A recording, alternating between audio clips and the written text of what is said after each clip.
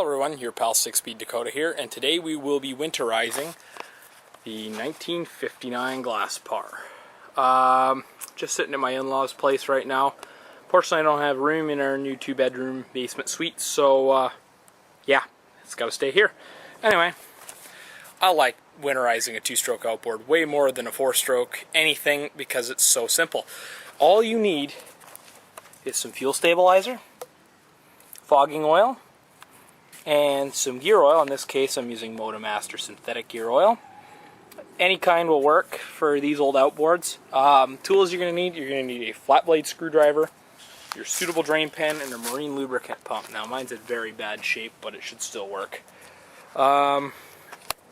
So for your fuel stabilizer, try to use a good quality one. I'm trying out this Lucas stuff. Haven't heard too many complaints about it. But yeah, so basically what you want to do is you want to treat your fuel. So now if we come over here, you want to add it to your fuel tank. Now see here, I got two fuel tanks here. So this one has ethanol gas in it, just regular 87 octane. That tank there is running Chevron 94 Premium, which has no ethanol in it.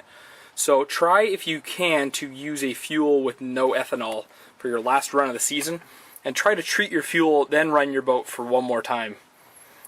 If you can't do that, which is what I did, so if you can't do that, then what you're going to do is you're going to start your motor and run it for about 15 minutes or so to get that through the system. So with these, it's not too bad because when you mix it in your fuel tank, oh yeah, don't forget your 2-stroke oil.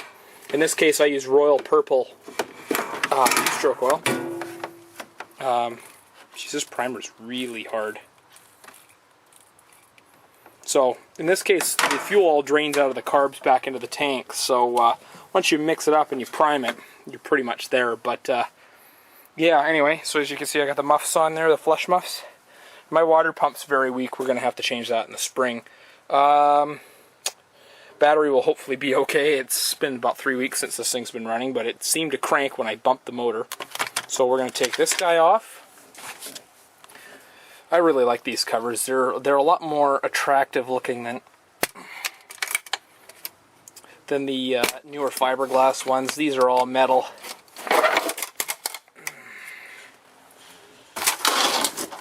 And just in case you didn't realize, this has actually got a backup starter underneath there.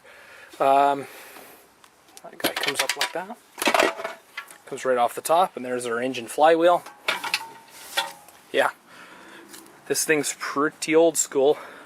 This is a newer fuel line. All the rest, everything in here except for the starter is original. And of course, stuff like spark plugs. Spark plug wires are all original, actually, believe it or not. They even got the original Keycaver Thunderbolt logo on there. I believe the distributor and the distributor cap and everything else is all original. I can't seem to find a distributor cap for it wherever I've looked. So, I don't know if you have to replace the whole shebang, but it seems to run okay for right now. As you can see, we got a couple of grease fittings in here. One for the distributor drive bearing, and one for the swivel, distributor swivel. You know, this is how you increase and lower the throttle. It actually physically turns the distributor. It's a little loose, actually, so this guy's probably a little worn out, but like I said, still seems to run okay. So yeah, and this is actually a Mercury switch right here, so you can't start the motor in tilted up position. And she's actually got a timing belt, which looks a little worse for wear, so it might be worth replacing that.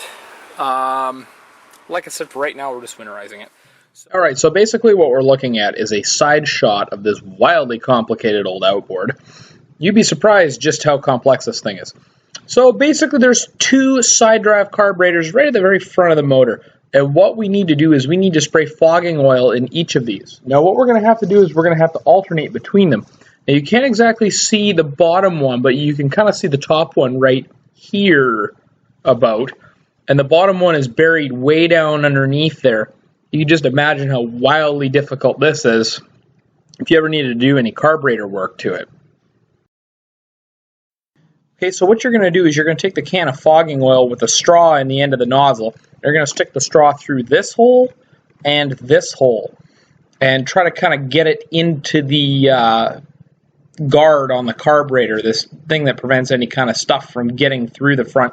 It's not technically an air filter, but anyway, what we're going to do is we're going to alternate for about 5 or 10 seconds in each one, back and forth, blasting the fogging oil in there. Now, this motor's really going to smoke, and what you're trying to do is you're trying to choke it out enough to where the motor's going to stumble and die. You'll probably see in the video that I pulled the choke, the manual choke, to stall it out because I just could not get the thing to stall right out. But I got enough oil in there to where it's no problem at all.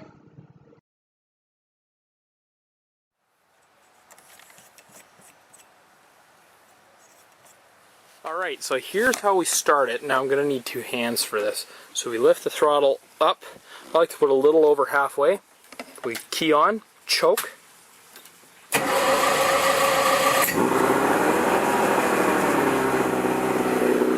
she coughs up a big ginormous hairball. She's a champ. We're going to let this run till the motor's warmed up for a bit.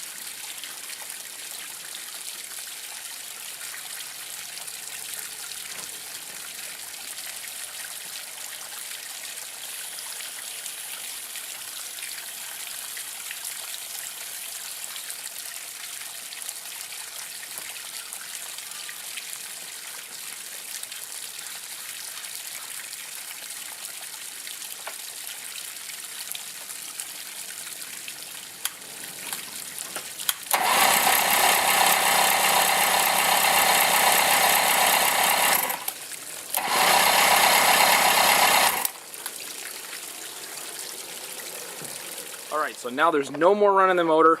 So now we're going to take the battery out. So this is pretty simple. Disconnect these guys.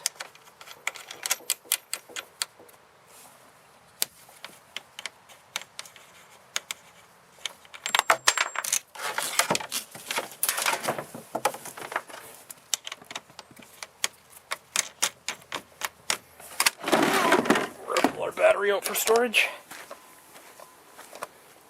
Sorry if that was shaky. It's probably worth pulling the battery. Oh, I just stepped in water. It's probably worth pulling the battery tray out, which for some weird reason has a screwdriver in it. It's my carb adjusting screwdriver. And we will also pull the fuel tanks out, but that's going to be a bit of an event in itself because one of them, the plastic one's quite heavy because it's a little fuller than the metal one. Alright, so now it's time to change the gear case lubricant. So you have 2 screws. You have one up here, which is your vent plug, and you have one down below here, which is your drain plug.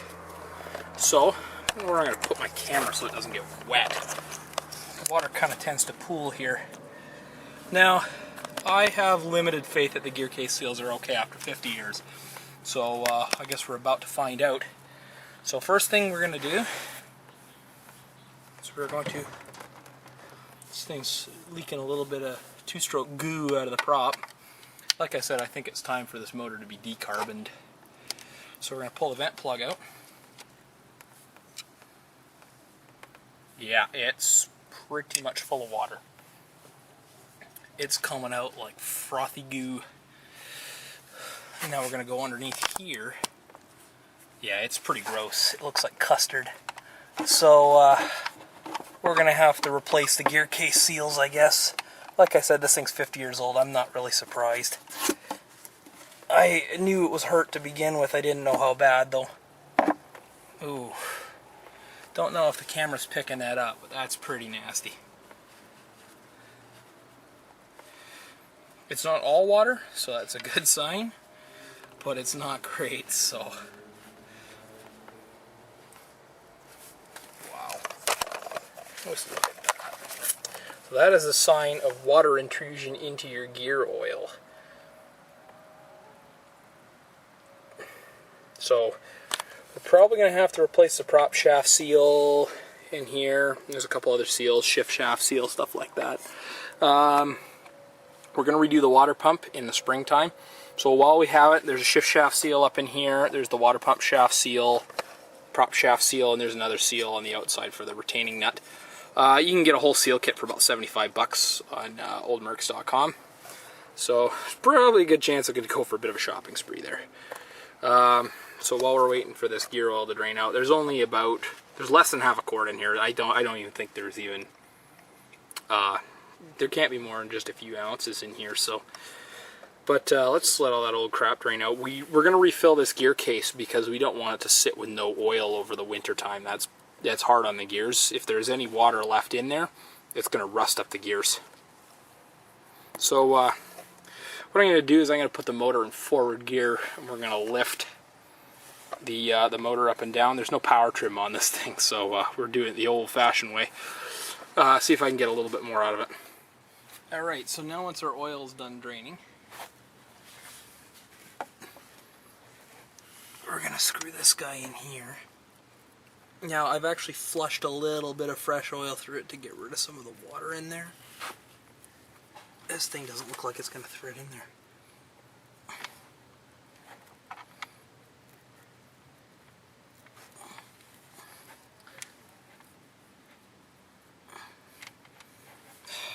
There we go.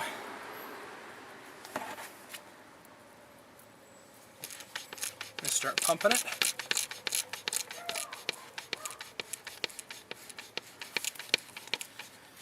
Fill it up with some gear oil until it starts coming out the vent hole up top. Now this, because it's an outboard, a small outboard at that, doesn't need a whole lot.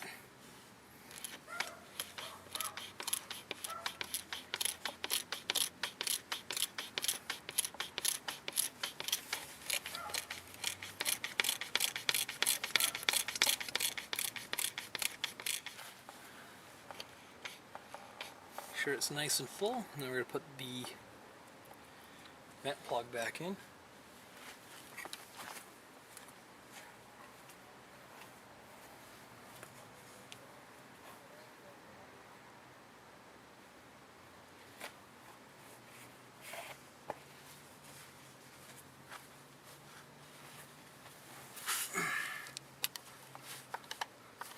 Make sure it's tight.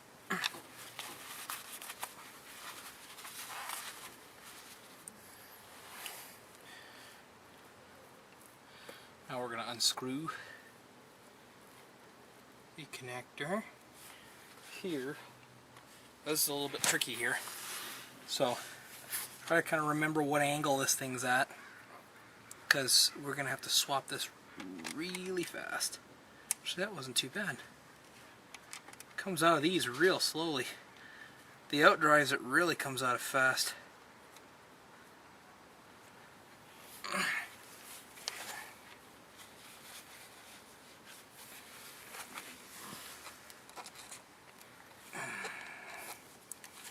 Tighten this guy up. And there she be. Now that little bit of rubber coming out of the bottom there is probably not a good thing either. It's probably munched the gasket.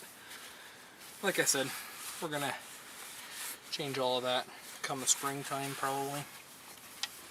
The boat's getting the rest though in the winter time, and then everything else is gonna get it in the motor's gonna get some love in the springtime.